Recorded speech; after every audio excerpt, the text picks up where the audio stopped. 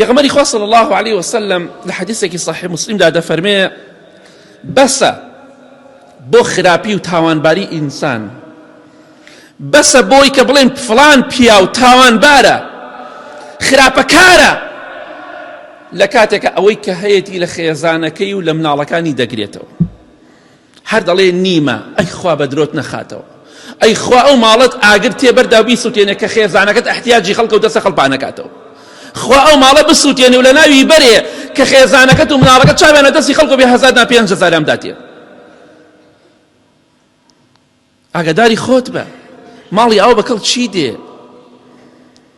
پێغەمبەری خوا فەرمیێ صلی الله عليه وسلم ئەو کەسێک کە عەبدی دینار و دەرهەم و هەر کۆیە کاتەوە، ئەو کەسە یەخوا لوتی بشکێ، یەخوا بە قوڕا بچێ، یەخوا ئەگە دڕکێ چوە دەستیا قەدەر نەچێت.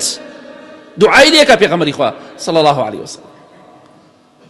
با ئێمەش بۆ شێوەی بین خراپترین مرۆڤ ئەو مرۆڤەی ئەو پیاوەیە ئەو نێرەیە کە هەیەتی و لە خێزانەکەی دەگرێتەوە، لە ژن و مناڵەکەی دەگرێتەوە. بیدەرێ قسەیەکی کوردەواری دەڵێ کاسەی پڕ ئاشتی ماڵە، کاسەی پڕ ئاشتی ماڵە. زۆر جارەکە لە ماڵەوە خێزانت تێرکەی یارمەتی بدەی پارەی بدەیتێ احتیاجی خەڵک نەبێ، ئەو کاسە پڕە ئاشتی ماڵە. بەڵام تۆ ڕۆژانە داوای هەرچیەکڵی نایدەم نیمە لە کاتێکە هەمووشی قایم کردو کلی لە داوە ئەگەر نەبێتە سەڵات نییە، بەس ژنەکە دەزانێ هەتە پێویستی بە پارەیە نایدەیتێ.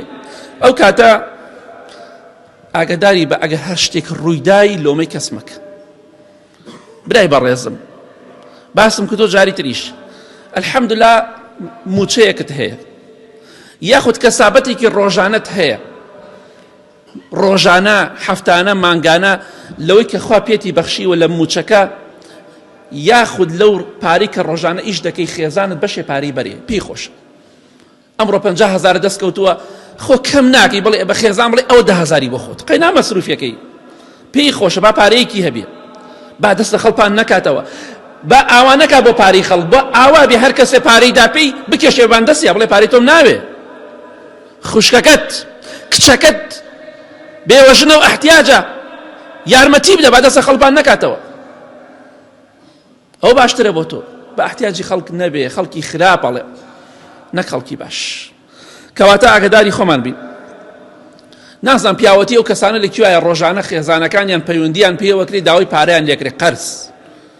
کاکەم دانیشتووە خێزانەکەی قەرزاری دوکاندارەکانە.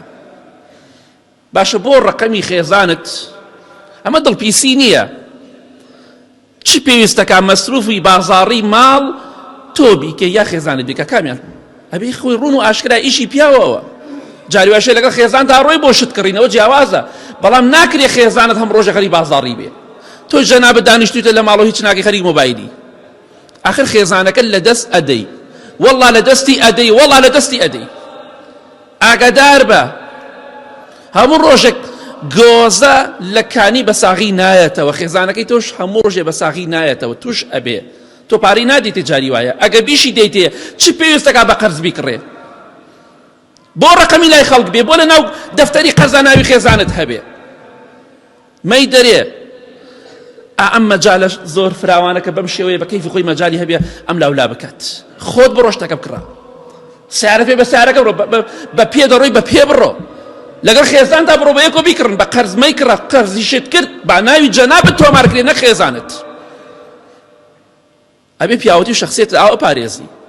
تکاتان لێکم با ژنەکانتان قەرزاری خەڵک نەبێ، با سوکایەتی پێ نەکرێ، با بەبێەوەی تۆ ئاگات لێبێ.